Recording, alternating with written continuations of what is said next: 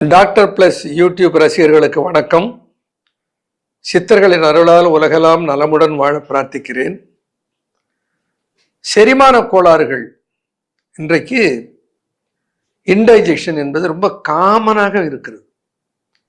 காரணம் என்னன்னா, அதிக பதட்டம், அதிக பரபரப்பு, நேரம் கடந்து நேரம் தாழ்ந்து சாப்பிடுதல், கண்ட நேரத்தில் கண்ட உணவை எடுத்துக்கொள்ளுதல். நான் இயற்கை நம்மை படைத்த போது நம் உடலுக்கு ஏற்ற உணவுகள் என்று சில உணவுகளை அது கொடுத்திருக்கிறது. நாம் என்ன பண்றோம்? ருசிக்காக பல உணவுகளை, பல வேதியியல் ரசாயன பொருட்களை எல்லாம் சேர்த்து சேர்த்து தயாரித்து அதை உணவாக சாப்பிடுகிறோம். இந்த குடல் குழம்பி போகிறது, உணவு பாதை மயங்குகிறது, உணவு பாதை கன்ஃபியூஸ் ஆயிடுது. மனிதன் தோன்றிய காலத்திலே இருந்து இதுவரைக்கும் சாப்பிட்டு பார்க்காத வேதியியல் பொருள், ரசாயனம் எல்லாம் உள்ள வருது. இதை நான் என்ன பண்ணுவேன்னு அது திணறுது. அதனுடைய விளைவு என்ன? செரிமான கோளாறுகள். செரிமான கோளாறுக்கு முதல் காரணம் மன அழுத்தம், உறக்கமின்மை. இப்ப இரவெல்லாம் கண்ணு விழிச்சா பாதிக்கப்படுது, அடுத்த நாளுடைய டைஜஷன் தான் பாதிக்கப்படும். உணவு எளிதில் செரிமானமாக வேண்டுமானால் அதற்கு ஒரே ஒரு சீக்ரெட் சொல்றேன், அதை பின்பற்றுங்க. முதல்ல நீங்க என்ன உணவு சாப்பிடுறீங்க என்பதை நான் அப்புறம் சொல்றேன். வள்ளுவ பெருந்தகை மருந்து என்று ஒரு அதிகாரம் வைத்து ஒரு மருந்து கூட சொல்லலை, உணவை பத்தி பேசுறார். என்ன உணவு சாப்பிடுறதுன்னு சொல்லலை, மாறாக அவர் சொல்ற உணவை எப்படி சாப்பிடுவது, எவ்வளவு சாப்பிடுவது என்பதை சொல்லுகிறார். அது எப்படி சாப்பிடுவது, எவ்வளவு சாப்பிடுவது என்பதை தெரிந்து விட்டாலே பிறகு எதை சாப்பிடுவது என்பதை நாம் கண்டுகொள்ளலாம். இந்த செரிமான சக்தியை சரியாக வைத்துக் கொள்ள வேண்டும். நம்ம உடம்புல நம்முடைய குடல் இருக்கிறதே, அதான் வேர். நம்ம சாப்பிட்ற உணவெல்லாம் உறிஞ்சு கொடுக்கிறது எதுனா குடல்ல இருக்கிற குடல் உறிஞ்சிகள், வில்லை. அது வேர்.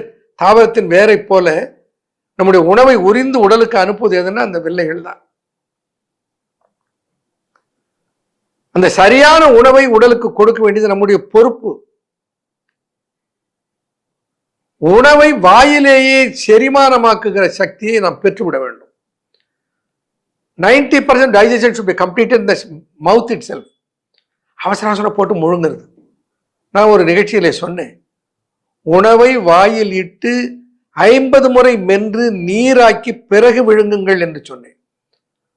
50 முறை சாப்பிட்றதுனா சாப்பிட்றதுக்கு தான் நேரம் சரியா இருக்கும். சாப்பிடுவதற்கு கூட நேரம் செலவு செய்ய நீ தயாராக இல்லை என்றால் நீ இந்த நாட்டில் வாழ்வதற்குரிய நேரம் உனக்கு குறைஞ்சு போயிடும். வாயில போட்டு மெல்றது. வாய் எதுக்கு இருக்கிறது? வாயிலே சுரக்கிற நொதிகள் வாயிலே போட்டு மெல்லப்பட்டு உணவு கூடாக்கப்பட்டு விட்டால் இரைப்பைக்கு பலு குறைவு, இரைப்பைக்கு பலு குறைந்தால் இதயத்துக்கு பலு குறைவு. அதனால முதல் நிலையில என்ன, வாயில் உணவை இட்டு நன்கு மென்று சாப்பிட கற்றுக்கொள்ளுங்கள். செரிமான கோளாறிலிருந்து முதலில் விடை பெறலாம். எப்படி சொல்லணும், எப்படி மெல்லணும்? கூழாக்கி நீராக்கி சாப்பிட வேண்டும்.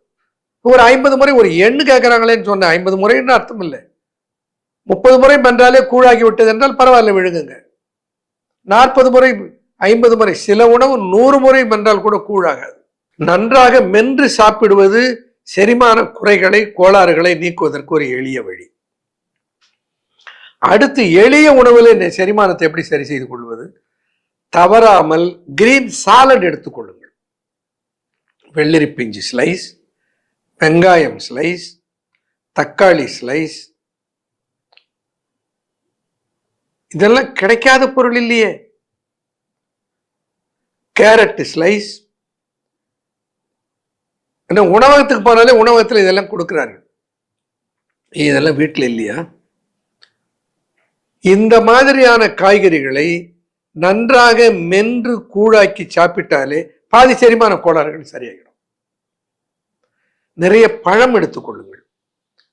பழத்தை சாப்பிடுகிற போது சில சொல்ல தோலோடு சாப்பிடு. ஆப்பிளை வாங்கி தோலை சீவிட்டு சாப்பிடுவோம். ஏன்னா அந்த ஆப்பிள் மேல நிறைய வேக்ஸ், அது கெடாமல் இருப்பதற்கு வெளிநாட்டுகள்லேருந்து வருகிற பழங்கள் எல்லாம் வேக்ஸ் பேக் பண்ணி விடுகிறார். கொஞ்சம் வெது வெதுப்பான தண்ணீரில் போட்டு துணியினால் அழுத்தி துடைத்தால் அந்த வேக்ஸ் போயிடும். பிறகு அதை கட் பண்ணி தோலோடு சாப்பிடுங்க. வாழைப்பழத்தை எப்படி சாப்பிட வேண்டும்? தோலை எடுத்து பிரிக்கிற போது மடித்து இழுத்தால் அது உட்தோல் பழத்தோடு ஒட்டி கொண்டு மேலே இருக்கிற தோல் மெல்லிசாக வெளியில வரும். அந்த உட்தோலோடு பழத்தை வாழைப்பழத்தை சாப்பிட்டால் சர்க்கரை சத்து கூட குடலிலே கூடாது, குருதியிலே கூடாது. ஆரஞ்சு பழத்தை தோலோடு சாப்பிட்டா மேலே இருக்கிற பெரிய தோலோடு போட்டு பலன் மென்று கொண்டு இருப்பார்கள்.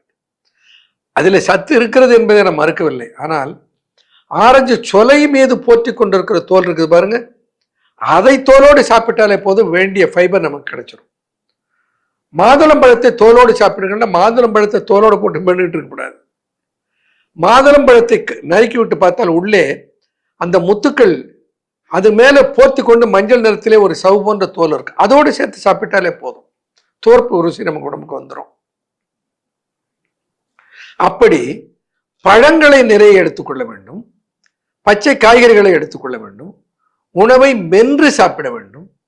இதை பின்பற்றினாலே செரிமான கோளாறுகளை சரியாக்கி கொள்ளலாம். ஒருவர் என்னுடைய மருத்துவமனையிலே கலந்து ஆலோசிப்பதற்கு வந்தார்.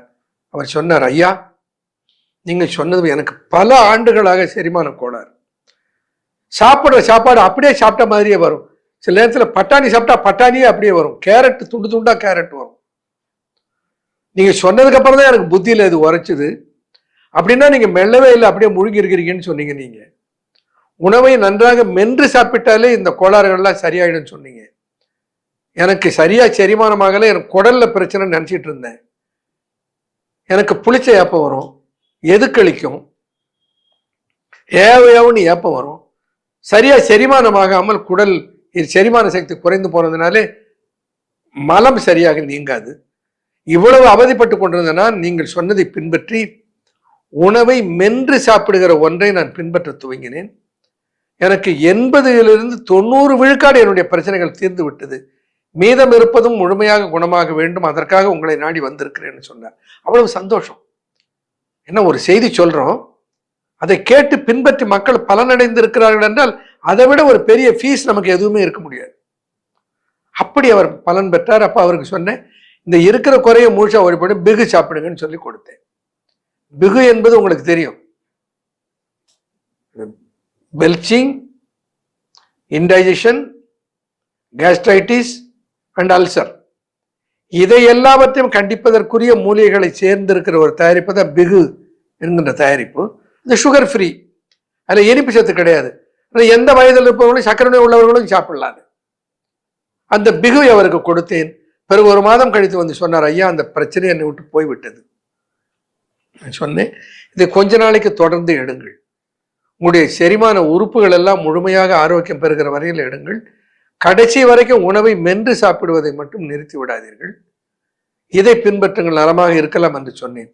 ஆரோக்கியமாக இருக்கிறேன். இது மாதிரி நிறைய உதாரணங்களை சொல்ல முடியும். பட் உங்களுக்கு நான் சொல்ல விரும்புவது, உடல் கெடாமல் இருக்க வேண்டுமானால் குடல் கெடாமல் இருக்க வேண்டும். குடலை ஆரோக்கியமாக பேண வேண்டுமானால் உணவு நெறிகளை பின்பற்ற வேண்டும். மென்று சாப்பிடுவது அதற்கு ஒரு சிறந்த மருத்துவ நெறி. அதனோடு உங்களால் இதெல்லாம் ஆரம்ப ஸ்டேஜில் இந்த மென்று சாப்பிடுவதே இந்த செரிமான கோளாறுகளை சரி செய்து விடும். ரொம்ப முத்தி இருக்கிறது, அதை கெர்ட் என்று சொல்வார், கேஸ்ட்ரோ எசோஃபேஜியல் ரிஃப்ளெக்ஸ், ஆசிட் ரிஃப்ளெக்ஸ் என்றெல்லாம் சொல்வார். எது கழிக்குது, நைட்டு படுத்தாக்கா சாப்பிட்டுட்டு போய் தொண்டைக்கு வந்து புளிச்சு எரிச்சலோடு தொண்டையில ஒரு உபாதை வருகிறது, தூங்க முடிவதில்லை, இருமல் வருகிறது, எப்ப பார்த்தாலும் ஏவென்று ஏப்பம் விடுகிறேன், ஏப்பம் பக்கத்து வீட்டுக்கு கேட்கிற அளவுக்கு சத்தமாக இருக்கிறது. இப்படி எதுக்களிப்பு, வாயு உபத்திரம், வயிறு உப்பல், நெஞ்சு கடியில் வலி, எதுக்களித்தல், நெஞ்சு கரித்தல், இவைகளில இருந்து ஒரு முழுமையான நிவாரணம் பெறுவதற்காக அன்பு ஃபார்மாவினுடைய தயாரிப்பு உங்களுக்கு நல்ல ஒரு விடிவை கொடுக்கும். நெவர் ஃபெயிலிங் ட்ரக், ஹெர்பல், எந்த சைட் எஃபெக்டும் கிடையாது. எந்த மருந்து சாப்பிட்றவங்களும் சாப்பிடலாம். ஏற்கனவே டயபெட்டிஸ் இருக்கிறதா சாப்பிடலாம், ஏற்கனவே பிளட் ப்ரெஷர் இருக்கிறதா சாப்பிடலாம். ஏன்னா இது சுகர் ஃப்ரீ. அப்படி ஆரோக்கியத்தை, சித்தர்கள் தந்திருக்கிற ஆரோக்கியத்தை எளிமைப்படுத்தி நவீன அறிவியல் யுக்திகளையும் கையாண்டு அவைகள் உங்களுக்கு தருகிற வாய்ப்பை இறையருள் தந்திருக்கிறது. நலமுடன் பல்லாண்டு இவைகளை பயன்படுத்தி வாழ்வோம். நன்றி, வணக்கம்.